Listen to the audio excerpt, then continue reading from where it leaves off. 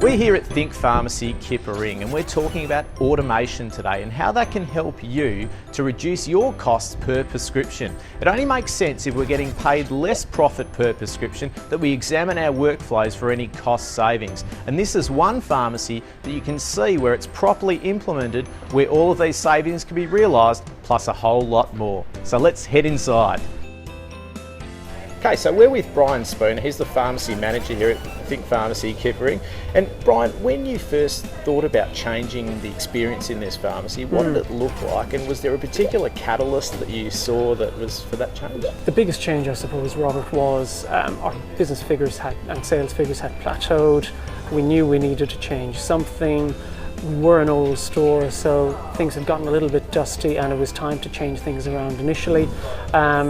We knew we wanted to engage a little bit more with our customers, and given that we actually have a high script trade, given the medical centre next door, we knew we could try things quickly and get a response quickly. So I suppose trying to do something new and actually trying to bring our staff out of their shells a little bit was the big instigator really of change for us. So Brian, what were the challenges you were looking to address, and did you see a compelling business case for the shop fit and also the investment in automation? Absolutely. I suppose the challenge was that we had a very, very old layout, but yet we had a very high script trade and a growing front shop trade. We knew we needed to try and actually accommodate that a little bit better. Single biggest investment we had was ROWA. It was a large spend, but certainly it's enabled us to actually cope much, much better and far more cost effectively with our growing script trade. In this transformation of the business, what role did the team play? Did they get involved in the planning, and what impact did they have?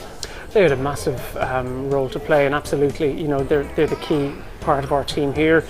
We were concerned about layout, ranging, merchandising and using new brands, so we consulted our retail manager on that, and obviously our pharmacists had a massive input in terms of layout of dispensary, forward dispensing, but certainly ranging and the layout of the dispensary and the workflow was key to the big change here.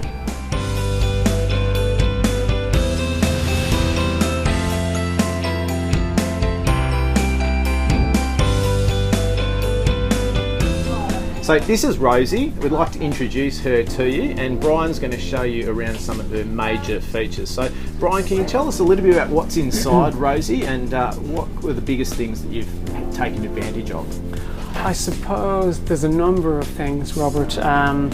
Big change for us, I suppose, was aside from the smaller physical space where all our stock now is, we've got what's called a prologue. So our prologue, rather than having to manually load stock into the machine or onto a shelf by ourselves, when we receive our actual totes from wholesaler, we simply load stock in here and it actually puts the stock away itself. So measures the product, reads the barcode, knows exactly what it is, and selectively chooses a location in the machine for itself. What about for stock that requires special storage, like refrigeration? We keep all our vaccines, large volumes of bulky stock like insulin in there, particular prescription eye drops, and high-cost, high-tech items as well. So the addition of the fridge, again, it improves and guarantees storage. Rather than having to manually fill out our storage and fridge temperatures, we can actually produce printouts here that we can spot and identify the actual, if there were peaks and troughs or radical temperature increases or decreases. Does everything fit in here? Like, I noticed that there's probably a little shelf here that's got some stock on it. Sure. Is that stuff that doesn't fit inside? It's not necessarily so, but a lot of it is actually bulk stock. So I suppose I try and prioritise the stock that goes in there, even though I've got lots and lots of space. So as we can see, Rosie can do a lot behind the scenes to support the pharmacist. But from your perspective, Brian, what's been the biggest thing that you've noticed in terms of that patient-pharmacist interaction? I think the biggest change and the big point of difference for us actually is that people enter the store and are meeting the pharmacist first. So rather than wasting time where they're requesting a Schedule 3 product or they've got a complicated regime that they want to speak to the pharmacist about, we're right there. And from start to finish, throughout the whole dispensing procedure, I don't leave their side.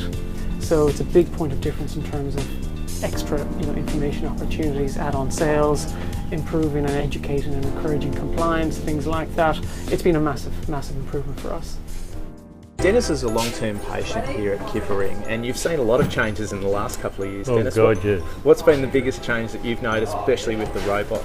I think being quicker to be served, and it's more efficient, I think, to sell. So now we've seen the full transformation here at Kippa-Ring, what would be the things you'd change if you had to do it again, and what's next?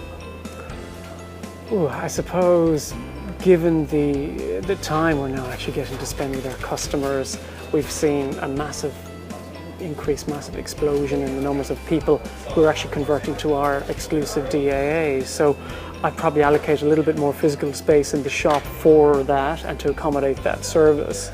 That's okay. Perhaps we'd probably look at maybe virtual dispensing of our S2, S3 section next, but look, we're very keen to innovate, we're keen to drive the business, we're very focused here at Kippa-Ring, so yeah, the sky's the limit for us, really.